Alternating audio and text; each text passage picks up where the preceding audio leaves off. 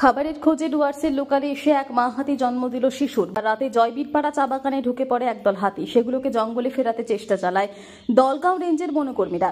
সেই সময় জয়বীরপাড়া চা বাগানের ক্রেস হাউসের সামনে ভোর রাতে শিশুর জন্ম দেয় মা হাতি। এরপরেই চাঞ্চল্য ছড়া এলাকায়। হাতিটি জন্ম দেওয়া শিশুটিকে নিয়ে ওই এলাকায় চা বাগানে ঘোরাফেরা করতে থাকে। এরপর বনকর্মীরা তাদের নিরাপদে জঙ্গলে ফিরিয়ে নিয়ে যায়।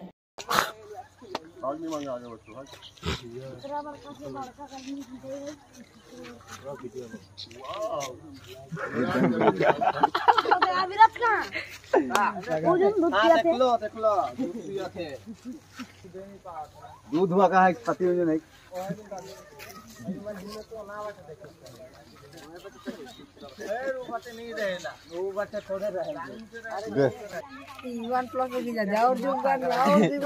पार्टी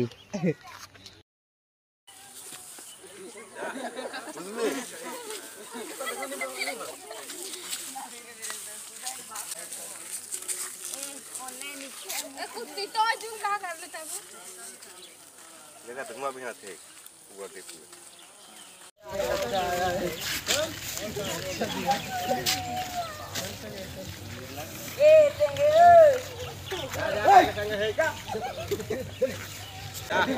उसमें